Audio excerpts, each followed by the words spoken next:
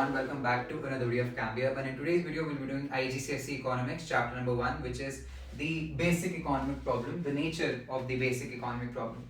So starting with the economics syllabus, if you're watching from the start, I'll let you know this.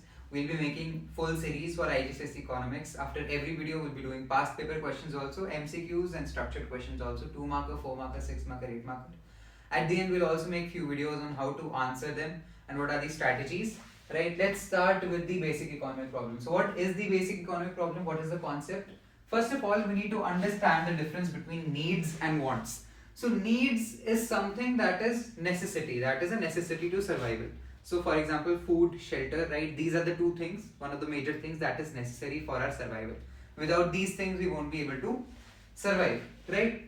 Whereas when we compare to wants, those are desires to buy goods and services. I want to buy a new laptop, I want to buy a new phone, right? That is a want, because my necessity is one device which I'm still using and it is still working, right? I want a new phone, I want a new laptop, I want a new TV, a fridge. These are our wants, right? So obviously wants are always limited, whereas needs are unlimited, right?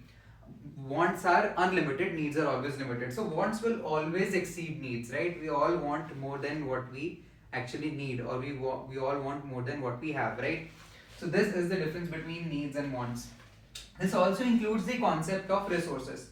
What are resources? Resources are the things that we use to produce goods and services, right? So we use resources to produce goods and services. These resources are also finite.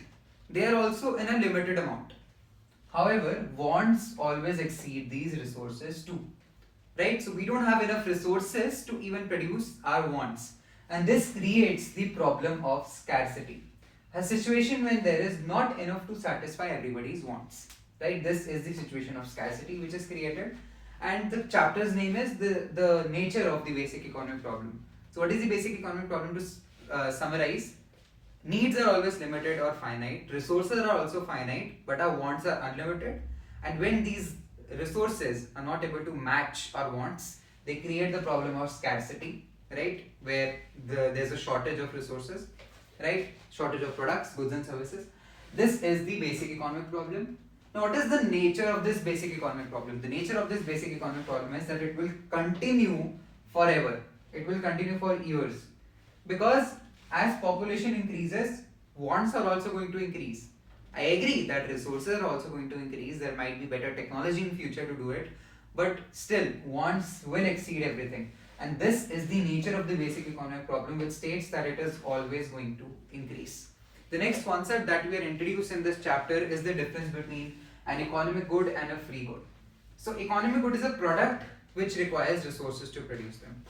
Resources, right? Resources are used to produce goods and services. So an economic good requires resources to produce them.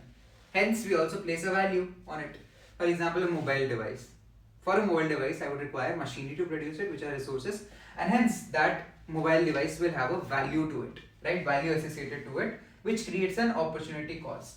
We'll be studying opportunity cost in the coming chapters. So before you just get confused, you just need to understand that an economic good, right, products which requires resources to produce it, and they have an opportunity cost. This is what you need to know for now. Free good is something which does not require any resources to produce them. So that's why it's called a free good, because we do not tend to place a value on it. It does not have an opportunity cost, and mostly free goods are natural resources. For example, air, water, right? These all are natural resources. We do not place a value onto them because we are not producing, we are not requiring any machinery or any resource to produce them. So this was the difference between free goods and economic goods. This is all for today's video. This is chapter 1 of economics. If you're watching the playlist, I'll meet you in the next video for the questions.